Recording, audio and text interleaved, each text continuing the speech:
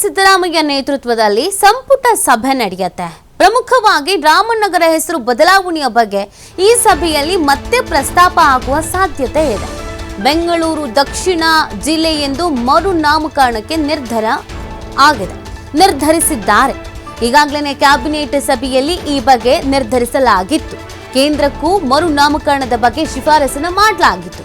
ಆದರೆ ಕೇಂದ್ರ ಗೃಹ ಇಲಾಖೆ ಯಥಾಸ್ಥಿತಿಯನ್ನ ಮುಂದುವರಿಕೆ ಮಾಡಿ ಅಂತ ಸೂಚನೆ ಕೊಟ್ಬಿಟ್ಟಿದೆ. ಈಗೇನಿದೆ ಅದನ್ನ ಹಂಗೆ ಮುಂದುವರಿಸಿಕೊಂಡು ಹೋಗಿ ಅಂತ. ಕೇಂದ್ರ ತಿರಸ್ಕರಿಸುವುದ್ರೂ ಕೂಡ ಮತ್ತೊಮ್ಮೆ ಮರುನಾಮಕರಣಕ್ಕೆ ಸರ್ಕಾರ ಯತ್ನಿಸುತ್ತಾ ಅನ್ನೋದೊಂದು ಪ್ರಶ್ನೆ ಇದೆ. ಇವತ್ತು ಈ ಬಗ್ಗೆ ಚರ್ಚೆ ಆಗುವ ಸಾಧ್ಯತೆಗಳು ಇದೆ. ಇದರಲ್ಲೂ ಕೂಡ ಒಂದಷ್ಟು ಪ್ರತಿಷ್ಠೆ ಅನ್ನೋದು, ರಾಜಕೀಯ ಲೆಕ್ಕಾಚಾರ ಅನ್ನೋದಂತೂ ಸಹಜವಾಗಿ ಇದೆ. ಆ ಕಾರಣಕ್ಕಾಗಿ ಕೇಂದ್ರಕ್ಕೆ ಮನವಿ ಮಾಡ್ಕೊಳ್ತಾರೆ, ಹೀಗೆ ಪ್ಲಾನ್ ಮಾಡ್ಕೊಂಡಿದ್ದೀವಿ, ಹೆಸರು ಬದಲಾವಣೆ ಮಾಡಬೇಕು ಅಂತ. ಬಟ್ ಕೇಂದ್ರ ಈಗೇನಿದೆ ಅದನ್ನ ಹಂಗೆ ಮುಂದುವರಿಕೆ ಮಾಡಿ ಯಾವುದೇ ರೀತಿಯಾದಂಥ ಮರುನಾಮಕರಣ ಬೇಡ ಅಂತ ಹೇಳ್ತಾರೆ.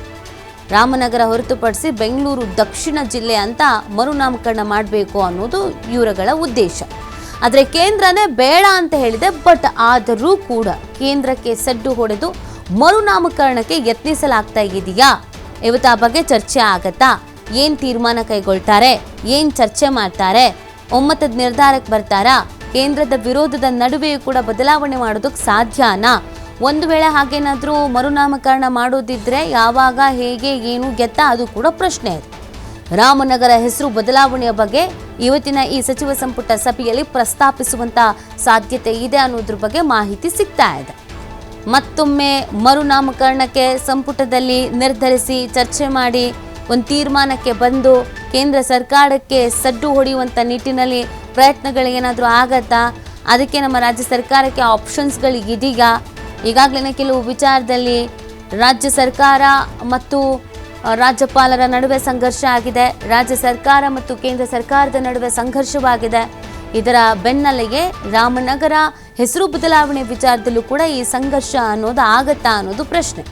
ಕಾಂಗ್ರೆಸ್ನ ನಾಯಕರುಗಳು, ಅದರಲ್ಲೂ ಡಿ.ಕೆ. ಶಿವಕುಮಾರ್ ಅವರು, ಸಿದ್ದರಾಮಯ್ಯನವರು ಹಠಕ್ಕೆ ಬಿದ್ದಿದ್ದಾರೆ. ಬೆಂಗಳೂರು ದಕ್ಷಿಣ ಅಂತ ರಾಮನಗರವನ್ನು ಚೇಂಜ್ ಮಾಡಿಯೇ ತೀರ್ತೀವಿ ಅಂತ ಹೇಳ್ತಾ ಇದ್ದಾರೆ. ಬಟ್ ಕೇಂದ್ರಕ್ಕೆ ಶಿಫಾರಸು ಮಾಡಬೇಕಾಗಿತ್ತು. ಕೇಂದ್ರದವ್ರು ಬೇಡ ಅಂತ ಹೇಳಿದ್ದಾರೆ.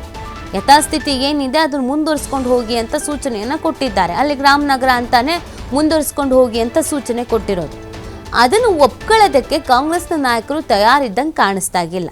ಹಾಗಾಗಿ ಇವತ್ತು ಏನು ಹೈ ವೋಲ್ಟೇಜ್ ಮೀಟಿಂಗ್ ನಡೆಯುತ್ತೆ, ಕೆಲವೊಂದಷ್ಟು ಪ್ರಮುಖ ವಿಚಾರಗಳ ಬಗ್ಗೆ ಚರ್ಚೆ ಆಗತ್ತೆ. ಇಲ್ಲಿ ಈ ಬಗ್ಗೆ ಮಾತನಾಡುವ ಸಾಧ್ಯತೆ ಇದೆ.